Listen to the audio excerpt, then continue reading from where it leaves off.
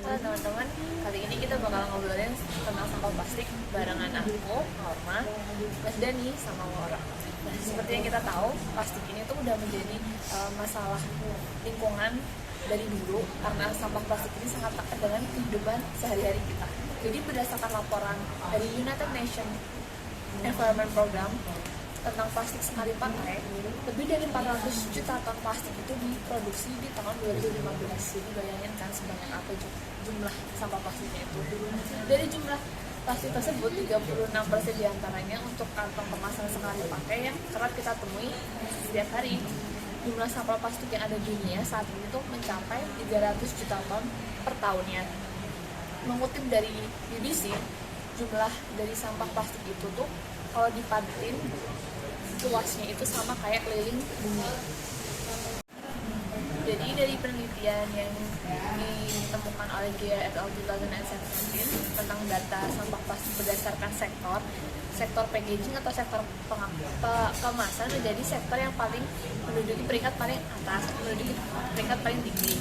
Jadi sektor kemasan ini tuh menyumbang setengah lebih dari jumlah sampah plastik yang ada di dunia ini. Seperti yang kita tahu, sektor kemasan ini merupakan sektor yang sering sekali kita jumpai dan memiliki rentan waktu pemakaian yang singkat, yaitu 6 bulan atau bisa kurang. Dari data yang dikutip dari penelitiannya Jabek et al. Tahun 2015 sama penelitiannya World Bank,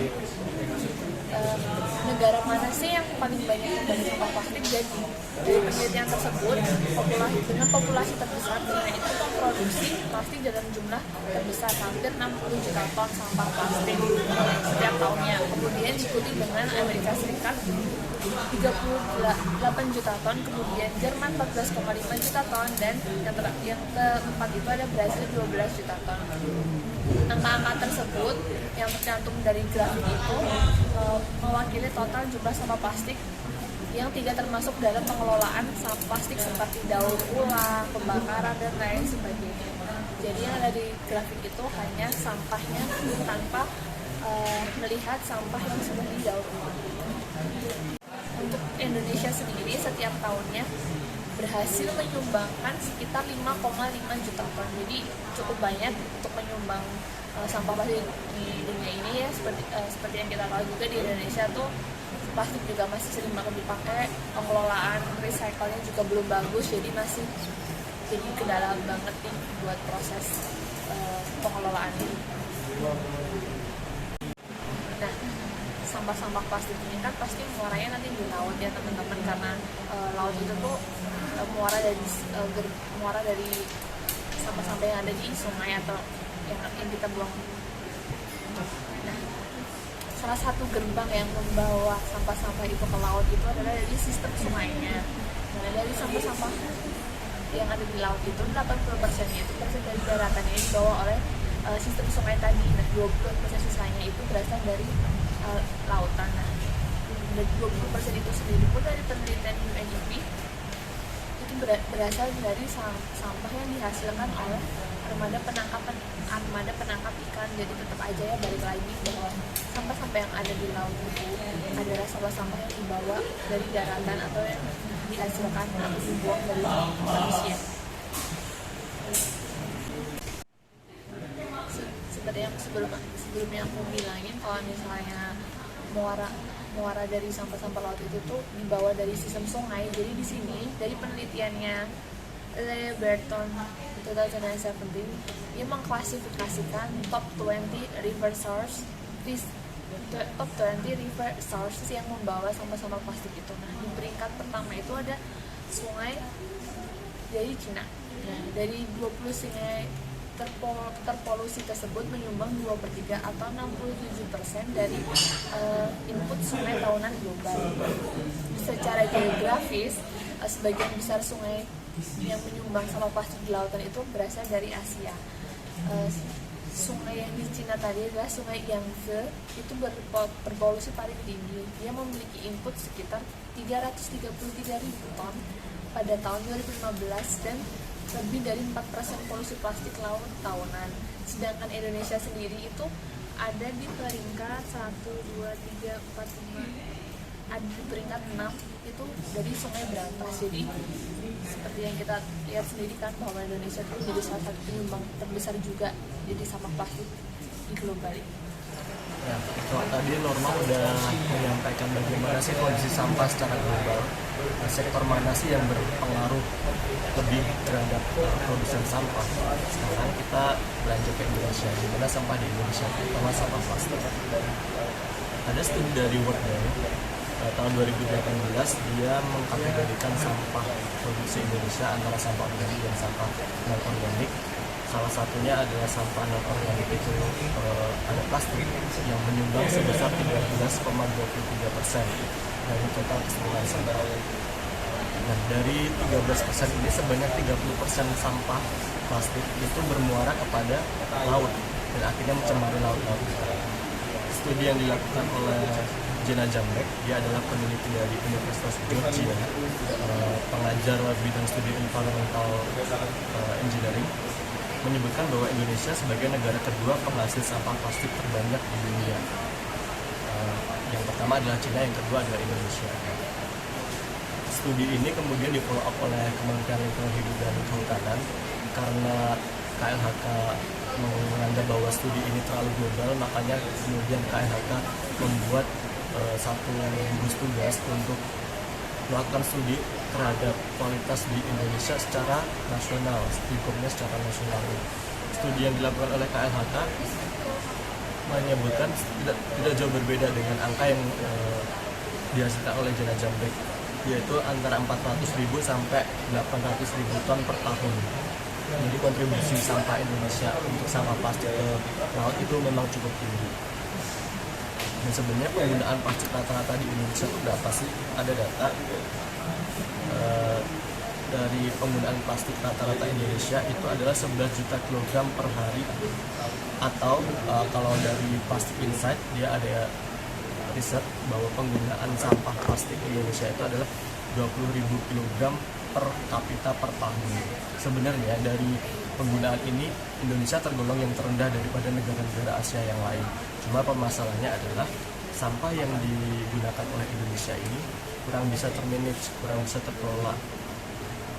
Sebanyak 81% itu kategorinya mismanaged plastic waste atau 9 juta kilogram per hari. Nah, inilah permasalahan di Indonesia terkait dengan sampah plastik.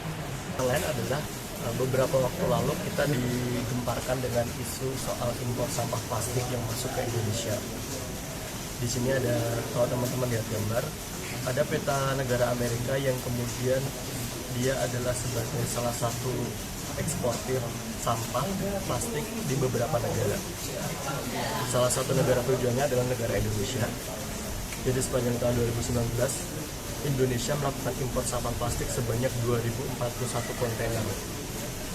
Dari jumlah itu, hanya 445 kontainer yang memenuhi syarat perizinan dan hasil uji kandungan bahan beracun dan berbahaya.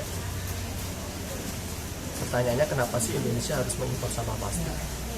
Ternyata praktik ini sebenarnya udah lazim di kalangan industri. Jadi ada beberapa kebutuhan dari industri untuk menggunakan sampah plastik untuk kemudian didaur ulang dan menjadi bahan baku mereka, misalnya industri kertas. Dan ini udah diatur sama lewat peraturan Menteri Perdagangan. Cuma kemudian karena ada permasalahan B3, Kementerian Perdagangan kemudian memperbarui aturan itu di tahun 2020 yang mengatur bahwa memang beberapa sampah plastik itu tidak boleh masuk ke Indonesia kalau dia berbahaya dari segi limbah. Kenapa sih Amerika kemudian dia bisa mengekspor sampah plastiknya dan Indonesia menjadi salah satu importer? Karena ada data yang menyebutkan bahwa, ini data dari Walhi menyebutkan bahwa negara-negara pengekspor sampah plastik itu memberikan insentif kepada negara importer, negara-negara penerimanya. Nah, ini yang menjadi bisnis baru di industri sampah plastik. Kemudian desain kebijakan seperti apa sih yang diambil oleh pemerintah Indonesia dalam menangani sampah plastik ini? Jadi per tahun 2025 Indonesia itu akan berkomitmen untuk mengurangi sampah plastik sebesar 70%, terutama sampah plastik yang ada di laut. Dan pada tahun 2040 Indonesia diharapkan bebas dari polusi plastik. Rencana apa yang diambil? ini ada rencana aksi nasional penanganan sampah laut tahun 2018 sampai 2025. Leading sektornya adalah KLHK dan Kementerian Kelautan dan Perikanan dan beberapa kementerian dan lembaga terkait. Ada 5 rencana aksi nasional. Yang pertama adalah peningkatan kesadaran pemangku kepentingan. Di rencana strategi ini lebih ditekankan pada sosialisasi dan edukasi mengenai dampak negatif sampah laut terhadap lingkungan atau kesehatan, sosialisasi pengelolaan sampah terpadu, dan adanya pelatihan pemilahan serta pemanfaatan sampah plastik. Kemudian dalam aksi ini juga ada apresiasi atau pemberian penghargaan terhadap dunia usaha maupun kelompok masyarakat yang melakukan inovasi terhadap pengelolaan sampah plastik. Dan juga ada kolaborasi dengan dunia usaha dan masyarakat untuk menggencarkan program pengurangan sampah plastik. Misalnya kalau di Indonesia udah ada Coca-Cola dengan program Plastic Reborn. Jadi ketika masyarakat itu mengumpulkan sampah plastiknya, itu akan ada insentif yang diberikan. Atau juga Danone Aqua dengan kampanye bijak berplastik. Ini udah mulai dikampanyekan. Lalu yang kedua adalah strategi terkait dengan pengelolaan sampah yang bersumber dari darat. Strategi ini meliputi pengendalian sampah pada daerah aliran sungai, pengendalian sampah plastik dari sektor industri hulu dan hilir, dan membentuk peraturan atau regulasi terkait untuk memastikan bahwa produsen yang saat ini dalam tahap mendukung adanya kebijakan atau inovasi terhadap sampah plastik. Strategi yang ketiga adalah penanggulangan sampah di pesisir dan laut. Strategi ini meliputi pengelolaan sampah plastik yang berasal dari aktivitas transportasi laut, kegiatan di wisata bahari, kelautan dan perikanan, serta pesisir dan pulau-pulau kecil. Nah, beberapa aksi yang dilakukan KLHK itu antara lain adalah support dengan penyediaan sarana dan prasarana di beberapa fasilitas pariwisata untuk bisa mengumpulkan sampah-sampah plastik dan memilah tersebut. Strategi keempat adalah adanya diversifikasi skema pendanaan di luar APBN dan APBD dan memperkuat jalinan kelembagaan serta meningkatkan efektivitas pengawasan dan pelaksanaan penegakan hukum. Terakhir, strategi kelima untuk memacu inovasi pengelolaan dan mengatasi pencemaran sampah di laut melalui riset dan pengembangan. Tantangan Indonesia untuk bisa mensukseskan program ini ketika 2040 bisa benar-benar bebas kantong plastik adalah penguatan ekonomi sirkular. Apa sih penguatan ekonomi sirkular? Yaitu pemanfaatan barang-barang ekonomi untuk mempertahankan nilai produk dengan skema daur ulang, penggunaan kembali dan produksi ulang. Tadi di awal sempat disinggung bahwa ada 81% sampah plastik kita itu mismanaged atau belum terkelola. Nah, data dari Gerakan Indonesia Diet Kantong Plastik pun menyebutkan hal yang serupa atau hampir mirip. Ada tingkat daur ulang sampah plastik kita itu hanya mencapai 9-10%. Berarti ada 90% sampah plastik kita yang tidak terkelola dan itu bisa bermuara ke laut atau menyesaki lahan kita atau di landfill istilahnya. Salah satu negara yang bagus atau bisa dijadikan contoh untuk mengelola ekonomi sirkular adalah Swedia, karena Swedia itu bisa mencapai 53% sampah plastik yang terkelola dengan baik dan bisa dialokasikan untuk ke sumber-sumber daya yang lain. Nah, seperti apa Swedia menjalankan kebijakan terkait dengan sampah plastik ini? Oke, kita lanjutin ya pembahasan masalah sampah tadi ya teman-teman. Nah, setelah tadi Norma sebelumnya membahas terkait masalah sampah secara keseluruhan dan juga Mas Dedi membahas masalah sampah yang ada di negara kita, negara Indonesia. Sekarang kita bakalan mencoba melihat bagaimana sih pengelolaan sampah di negara-negara maju. Nah, sebetulnya ada dua negara yang bisa dikatakan unggul di bidang pengelolaan sampah, yaitu negara Jerman dan juga Swedia. Tapi saya bakal lebih fokus untuk membahas bagaimana pengelolaan sampah di negara Swedia. Yang pertama adalah pemerintah Swedia ini jadi negara Swedia sendiri itu terkenal sebagai negara yang penuh inovatif, baik itu berkaitan dengan smart city dan juga masalah sampah. Nah, uniknya di negara Swedia ini, pemerintah itu secara konsisten mengelola masalah sampah. Jadi mereka menerapkan kebijakan pengelolaan sampah demi mewujudkan negaranya itu bebas sampah. Nah, kemudian mereka juga mengembangkan berbagai inovasi dan juga teknologi yang bisa digunakan, atau sebetulnya kita juga bisa niru juga sih terkait pengelolaan sampah. Lanjut. Jadi di negara Swedia itu tuh pemerintah karena memang benar-benar menaruh perhatian lebih terkait sampah dan juga menjadi salah satu isu strategis di negaranya. Pemerintah Swedia ini dengan serius membuat sebuah kebijakan yaitu Extend Producer Responsibility.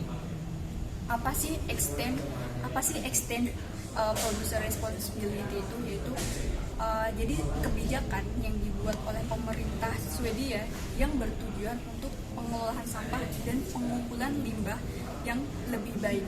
Nah, uniknya di kebijakan ini pemerintah Swedia itu nggak bekerja sendiri. Jadi pemerintah Swedia hanya bisa dikatakan sebagai fasilitator terkait kebijakan aja.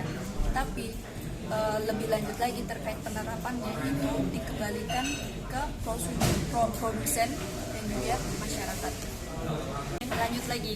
Nah, Extend Producer Responsibility ini menjadi hal yang menarik dari kebijakan pengolahan sampah di Swedia. Yang pertama adalah peran paling besar dalam kebijakan ini adalah dari produsen. Nah, produsen ini menjadi salah satu, bisa dibilang ya, itu vitalnya dalam penerapan kebijakan ini selain dari peran serta masyarakat Swedia sendiri.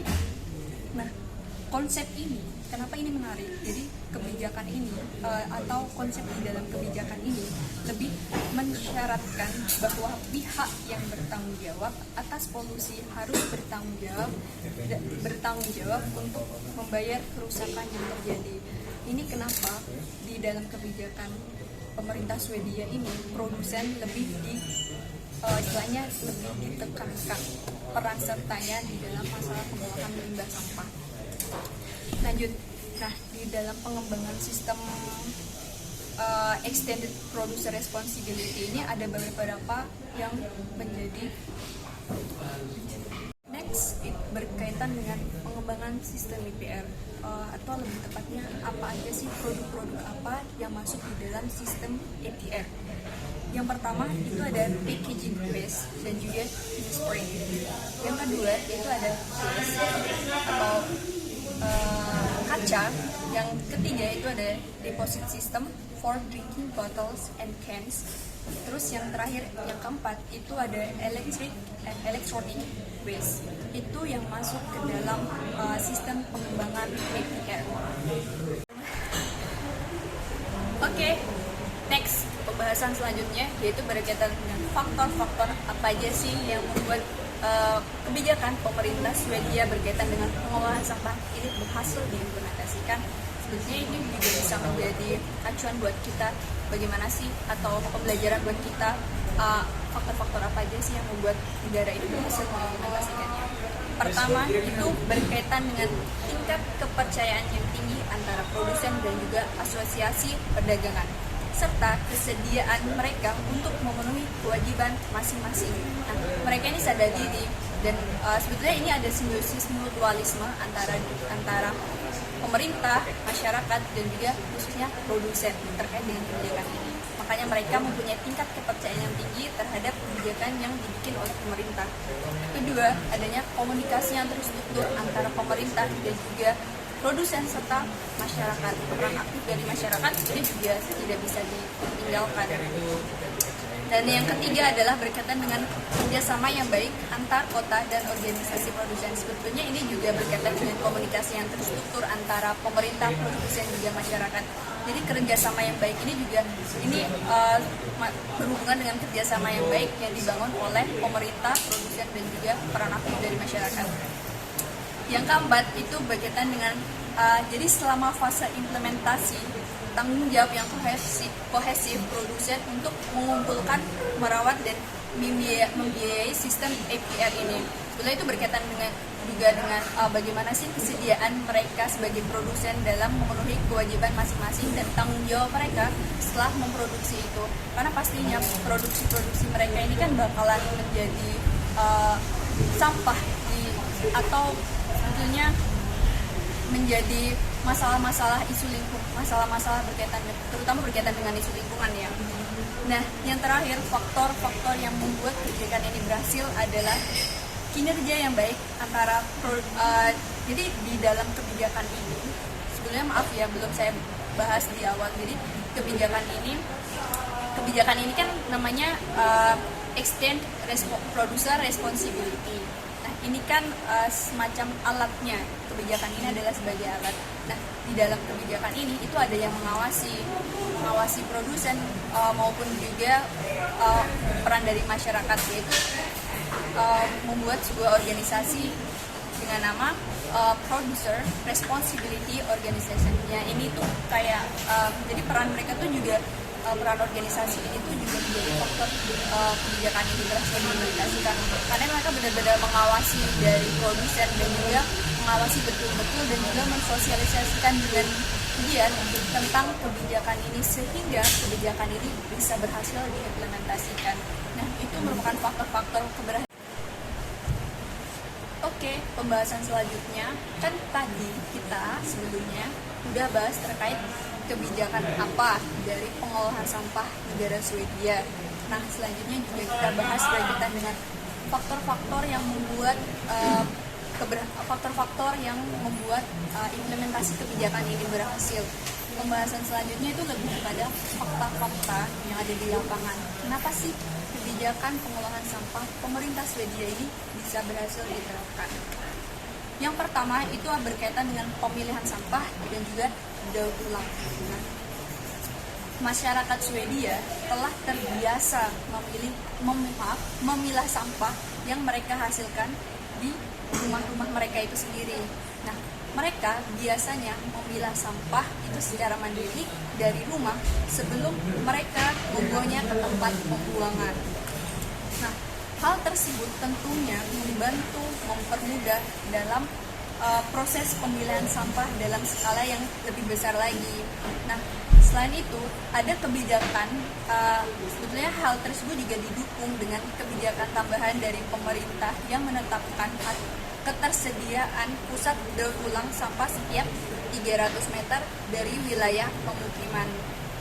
Nah, kemudian hal ini memberdayakan kembali barang bekas. Nah, di sini fakta uniknya adalah warga Swedia itu cenderung menggunakan kembali barang-barang daripada membuang atau mendaur ulang. Nah, sebenarnya ini juga didukung dengan peran besar dari si produsen itu, karena mereka mampu mendesain barang-barang yang lebih ramah lingkungan. Kemudian ini termasuk kebiasaan, jadi orang-orang Swedia ini mempunyai kebiasaan untuk mengisi ulang produk-produk mereka. Jadi mereka menggunakan produk-produk yang bisa digunakan kembali dan lebih ramah lingkungan, daripada mereka tuh mikirnya kalau misal itu dibuang itu bakal didaur ulang dan justru itu bakalan menurunkan kualitas dari produk tersebut. Nah, fakta yang ketiga adalah pen system. Sebetulnya pen system ini masuk di dalam pengembangan sistem IPR yang ke poin ketiga, yaitu deposit system for drinking bottles and cans. Jadi pen system ini seperti reward yang diberikan oleh pemerintah Swedia. Jadi pemerintah Swedia ini menyediakan reward dalam bentuk uang bagi setiap botol atau kaleng bekas yang ditaruh di fasilitas daur ulang. Nah, sistem ini disebut dengan pen system yang sebetulnya ini sudah lama diterapkan dan bisa dibilang sukses mendaur ulang jutaan sampah setiap tahunnya. Nah, tapi ini beda lagi dengan yang tadi berkaitan dengan memberdayakan kembali barang bekas ya. Jadi kan produsen itu membuat produk itu kan berbagai macam. Jadi ada yang bisa digunakan bisa digunakan kembali, ada juga yang misal dimasukkan di dalam pen system. Kemudian sekali lagi yang paling fakta yang membuat keberhasilan implementasi kebijakan ini adalah peran besar dari produsen. Sebenarnya kebijakan ini berpusat pada peran dari produsen ini ya, peran aktif dari produsen selain juga masyarakat sebetulnya. Nah, pemerintah itu melalui kebijakan tersebut, pemerintah juga menghimbau pihak produsen yang memproduksi barang dan berpotensi menjadi limbah untuk berpartisipasi aktif seperti itu. Jadi produsen ini benar-benar pemerintah benar-benar merangkul produsen ini. Nah, kemudian yang terakhir itu yang menjadi paling menarik dari kebijakan pemerintah Swedia dan juga yang perlu kita contoh sebagai atau negara-negara lain itu contoh adalah tentang penerapan waste to energy. Jadi sampah-sampah yang masuk atau yang diproduksi di negara Swedia ini diolah menjadi sebuah energi. Tujuannya adalah tujuan utama. Jadi ini menjadi isu besar dari pengolahan sampah di Swedia sih sebetulnya dan juga negara-negara lain. Nah itu terkait waste to energy yang tujuan utamanya adalah mengubah sampah menjadi energi panas dan listrik. Nah, lebih dari 50% limbah sampah yang dibakar di Swedia itu dengan suhu yang sangat tinggi itu dijadikan sebagai atau diubah menjadi energi listrik atau panas. Nah, kemudian sisa-sisa dari pembakaran itu dimanfaatkan lagi menjadi dijadikan sebagai bahan konstruksi jalanan. Mengatakan gimana sih pemikiran cerdas dari pemerintah Swedia melalui kebijakan tersebut bisa mengubah sampah menjadi energi dan juga bisa mengubah sampah menjadi bahan konstruksi jalanan. Lagi keberhasilan dari kebijakan ini adalah ketika kebijakan ini mampu dikomunikasikan dengan baik dan juga adanya tingkat kepercayaan yang tinggi dari produsen maupun peran aktif juga dari masyarakat. Itu aja kurang lebihnya pembahasan terkait pengolahan sampah di Swedia yang mungkin bisa menjadi contoh buat kita, terutama pemerintah dan negara-negara lain dalam menerapkan kebijakan berkaitan dengan pengolahan sampah, terutama berkaitan dengan waste to energy. Paling menarik. Terima kasih. Nah, tadi kan udah dijelasin tuh dari peran dari aku, dari Mas Dani, dari Woro. Nah, cukup sekian nih obrolan kita kali ini tentang ngomongin sampah plastik. Nah, kita lanjut kapan-kapan. Nanti kalau misalnya ada pertanyaan atau ada komentar, bisa kita diskusin di kelas online, teman-teman. See you. Thank you guys Thank sudah you. memperhatikan video kita. Semoga bermanfaat informasinya. Bye. See you, Simon. Cheers.